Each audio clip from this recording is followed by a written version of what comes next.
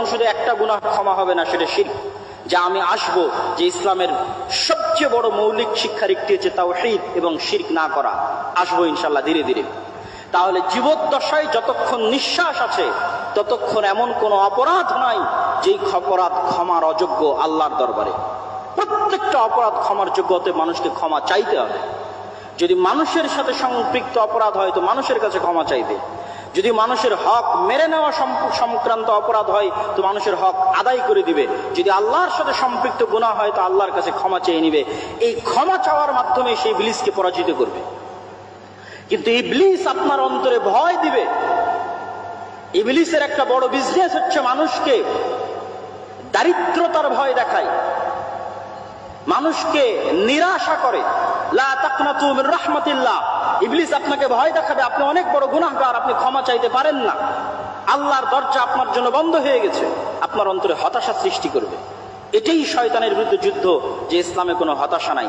আপনি গুনাহগার যত বড়ই হন না কেন, আল্লাহ সুবহানাহু ওয়া তাআলার কাছে ক্ষমা চাইলে আল্লাহ ক্ষমা করে দিবে। এবং ইসলামে দারিদ্রতারও কোনো ভয় নাই। সেই পয়েন্টগুলো তো আমি আসবো ইনশাআল্লাহ। তাহলে শয়তানের এই আলোচনা থেকে এতটুকু কি পরিষ্কার হলো যে নবী এবং রাসূলকে পাঠানো হয়েছে, কোরআনকে পাঠানো হয়েছে মানুষকে একটা গাইডলাইন দেওয়ার জন্য, শয়তানের বিরুদ্ধে যুদ্ধ করার জন্য। কিন্তু এই জ্ঞান, এই যে গাইডলাইনের যে জ্ঞান, শয়তানের অস্তিত্বের যে জ্ঞান, এই জ্ঞানগুলো একসময় পৃথিবী থেকে উঠে যাবে এবং মানুষ পশুতে পরিণত হয়ে যাবে। রাসূলুল্লাহ সাল্লাল্লাহু আলাইহি ওয়াসাল্লাম বলছেন, ইন্নাল্লাহা লা ইয়াকবিদুল ইলমা ইনতিসাআন ইয়ানতাজিউহু মিনাল ইবাদ ওয়ালাকিন ইয়াকবিদুল ইলমা বিকবদিল উলামা। আল্লাহ সুবহানাহু ওয়া তাআলা জ্ঞানকে ছিনিয়ে নেন না, আল্লাহ সুবহানাহু ওয়া তাআলা জ্ঞানকে ছিনিয়ে নেন না, বরং আল্লাহ সুবহানাহু ওয়া তাআলা জ্ঞানকে উঠিয়ে নেন আলেমদের মৃত্যুর মাধ্যমে। জ্ঞান উঠে যাবে। রাসূলুল্লাহ সাল্লাল্লাহু আলাইহি ওয়াসাল্লাম আরেক হাদিসে বলেছেন, ইউরফাউল ইলম ওয়া ইউনজালুল জাহল। জ্ঞান উঠে যাবে, মূর্খতা বর্ষণ করা হবে পৃথিবীতে, মূর্খতা বৃষ্টির মতো বর্ষিত হবে, আর জ্ঞান উঠে যাবে। আজকে যেহেতু আমাকে ইসলামের জ্ঞান কেন্দ্রিক মূলনীতি আলোচনা করতে বলা হয়েছে, তাহলে আপনাদের কাছে আমার প্রশ্ন, আমরা তো দিন দিন জ্ঞানের জগতে, ঊর্ধ্ব জগতে এগিয়ে যাচ্ছি, জ্ঞান এবং বিজ্ঞানের শীর্ষে আরোহণ করছি। সেখানে আল্লাহর নবী বলছেন জ্ঞান উঠে যাবে এবং মূর্খতা বর্ষিত হবে।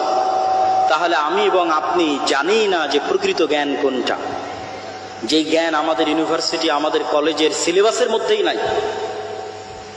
সেই জ্ঞানের আলোচনায় আজকে আমরা করছি। এই জ্ঞানটা উঠে যাবে। শয়তানের অস্তিত্বের জ্ঞান, শয়তানের সাথে যুদ্ধ করার জ্ঞান, শয়তানকে পরাজিত করার জ্ঞান, শয়তানের সাথে যুদ্ধ করে জিতে থাকার জ্ঞান পৃথিবী থেকে উঠে যাবে। তখন মানুষ ধীরে ধীরে পশুতে পরিণত হবে। আমরা এবং আপনারা স্বাভাবিক মানবিকতা বোধ হারিয়ে পশুতে পরিণত হব। সম্মানিত উপস্থিতি, এখন আসি আমরা শয়তানকে পরাজিত করব কিভাবে। রাসূলুল্লাহ সাল্লাল্লাহু আলাইহি ওয়াসাল্লাম তার জীবনী থেকে কি এমন শিক্ষা আমাদেরকে দিয়ে গেছেন যার মাধ্যমে আমরা শয়তানকে পরাজিত করতে পারি। রাসূলুল্লাহ সাল্লাল্লাহু আলাইহি ওয়াসাল্লাম ওই হাদিসটি যখন বললেন যে প্রত্যেক মানুষের সাথে দুইজন বন্ধু আছে, একজন শয়তান, একজন ফেরেশতা, তখন এক সাহাবী আল্লাহর নবীকে জিজ্ঞেস করছে, আল্লাহর নবী, আপনার সাথেও কি শয়তান বন্ধু আছে? এটি খুবই আশ্চর্যজনক একটি হাদিস। এখান থেকে আমাদের আজকের আলোচনা শুরু হবে। তখন রাসূলুল্লাহ সাল্লাল্লাহু আলাইহি ওয়াসাল্লাম বলছেন, হ্যাঁ, আমার সাথেও শয়তান আছে, তবে আমার শয়তান ইসলাম গ্রহণ করেছে, বা শাব্দিক অর্থ বললে আত্মসমর্পণ করেছে, সারেন্ডার করেছে। ইসলাম শব্দের শাব্দিক অর্থ কিন্তু আত্মসমর্পণ করা, সারেন্ডার করা। তাহলে আল্লাহর নবীর সাথেও শয়তান আছে, কিন্তু তার শয়তান আত্মসমর্পণ করেছে, সারেন্ডার করেছে। এখন প্রশ্ন, আমাদের সাথে যে শয়তান আছে সে কিভাবে আত্মসমর্পণ করবে, সে কিভাবে সারেন্ডার করবে? শাহ ওলিউল্লাহ মুহাদ্দিস দেহলভী তার হুজ্জাতুল্লাহিল বালিগার মধ্যে লিখছেন, এই হাদিসকে সামনে রেখে তিনি আলোচনা করছেন যে মানুষের অন্তরে সবসময় দুটো গ্রুপের লড়াই চলে, রূহে রব্বানি আর নফসে শয়তানি। মানুষের যে রুহের জগতে ছিল, সেই রূহ আল্লাহকে মানার ওয়াদা করেই পৃথিবীতে এসেছে। তাহলে প্রত্যেকটা মানুষ জন্মগতভাবে মুসলিম। আর এক হাদিসে রাসূল সাল্লাল্লাহু আলাইহি ওয়াসাল্লাম স্পষ্ট করেছেন যে প্রত্যেক মানুষ জন্মগতভাবে মুসলিম। তাহলে রূহে রব্বানি, যেই রূহে রব্বানির মাধ্যমে ফেরেশতা ইলহাম দেয় আপনার অন্তরে ভালো কাজের, আর নফসে শয়তানি, যার মাধ্যমে শয়তান ওয়াসওয়াসা দেয় মন্দ কাজের, এই দুটোর যুদ্ধ সবসময় চলতে থাকে। এখন মানুষ তার স্বভাব চরিত্র দিয়ে, তার কাজ দিয়ে কোনটাকে তার অন্তরে বিজয়ী করবে আর কোনটাকে তার অন্তরে পরাজিত করবে, সেটির সিদ্ধান্ত মানুষের। একটা হচ্ছে রূহে রব্বানি, যার মাধ্যমে ফেরেশতা কাজ করে, নফসে শয়তানি, যার মাধ্যমে শয়তান কাজ করে। আপনি যদি নফসে শয়তানিকে পরাজিত করতে চান, তাহলে ফেরেশতাকে জিততে দিতে হবে। ফেরেশতাকে জিততে দেন, অটোমেটিক শয়তান আপনার অন্তরে সংকুচিত হয়ে যাবে, পরাজিত হয়ে যাবে। ফেরেশতাকে জিততে দিবেন কিভাবে? আপনাকে আরেকটা ইসলামের মৌলিক শিক্ষা বলে যাই। সব সময় দেখবেন রাসূল সাল্লাল্লাহু আলাইহি ওয়াসাল্লাম এবং আল্লাহ সুবহানাহু ওয়া তাআলা ফেরেশতা আর শয়তানকে পরস্পরের মুখোমুখি করে দাঁড় করিয়েছে। লা তাদখুলুল মালাইকাতু ফি বাইতিন, ওই বাড়িতে রহমতের ফেরেশতা প্রবেশ করে না যেই বাড়িতে ছবি মূর্তি আছে, যেই বাড়িতে কুকুর আছে। তাহলে কি দাঁড়ালো? ফেরেশতারা কি সব সময়? ফেরেশতারা হচ্ছে লা ইয়ামাসসুহু ইল্লাল মুতাহহারুন, ফেরেশতারা সব সময় পবিত্র থাকে। তাহলে কি দাঁড়ালো? ফেরেশতা ছবি মূর্তি পছন্দ করে না, ফেরেশতা কুকুর পছন্দ করে না, ফেরেশতা সব সময় পবিত্র থাকে। আর এক হাদিসে রাসূল সাল্লাল্লাহু আলাইহি ওয়াসাল্লাম বলছেন, মা মিন মাওদিউ শিবরিন, আসমানের এমন কোনো এক বিঘত জায়গাও খালি নাই, ইল্লা, যেই জায়গায় এমন কোনো ফেরেশতা নাই যে হয় সিজদারত আছে, না হয় রুকুরত আছে, না হয় আল্লাহ সুবহানাহু ওয়া তাআলার তাসবিহ এবং তাহলিল পাঠরত আছে। সুবহানাল্লাহি বিহামদিহি সুবহানাল্লাহিল আযীম, আল্লাহ সুবহানাহু ওয়া তাআলার বড়ত্ব এবং মহত্ব বর্ণনা করা অবস্থায় আছে। তাহলে সারমর্ম দাঁড়াচ্ছে, আপনি যদি ফেরেশতাকে জিততে দিতে চান, তাহলে ফেরেশতার স্বভাব আপনার মধ্যে বেশি বেশি নিয়ে আসতে হবে।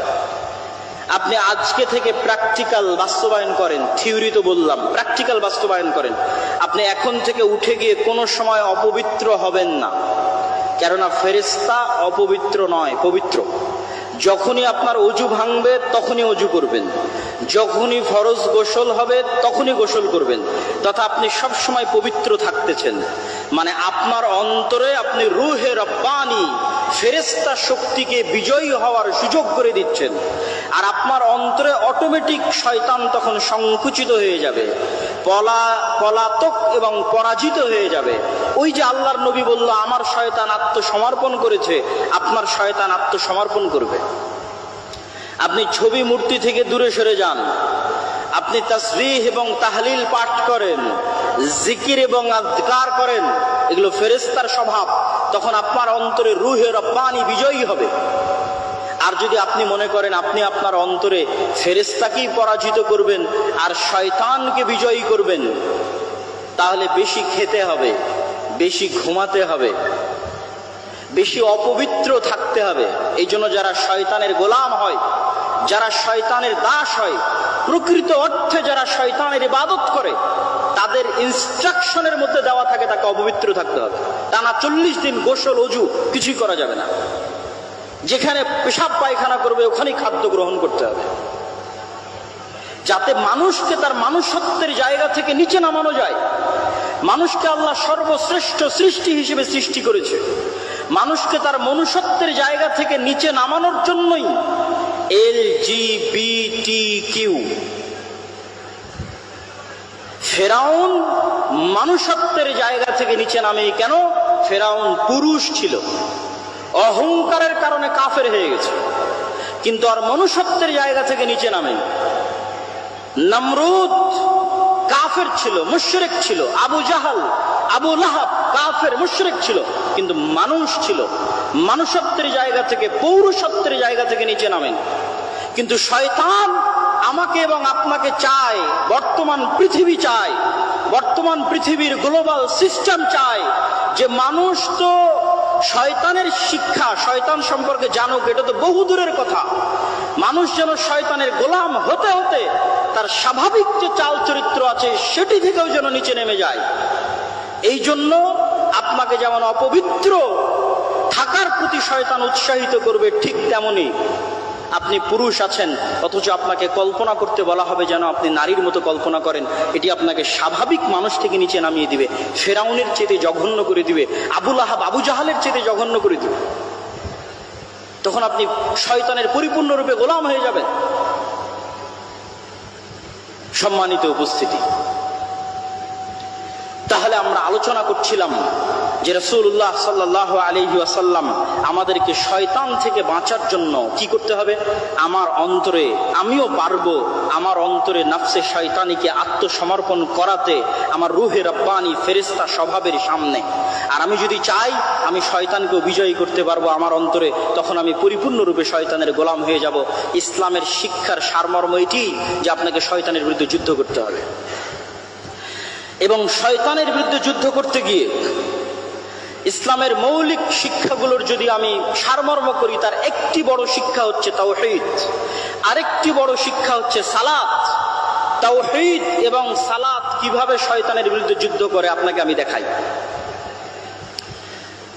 তাওহীদ হচ্ছে ইসলামের মৌলিক বিশ্বাস, যা প্রচার করতে পৃথিবীতে সব নবী রাসূল এসেছে, যা প্রচার করতে কোরআন এসেছে, যা প্রচার করতে মুহাম্মদ সাল্লাল্লাহু আলাইহি ওয়াসাল্লাম এসেছেন। সেটি কি?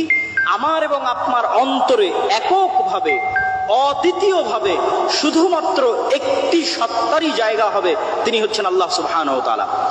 তিনি রব হিসেবে একক, ইলাহ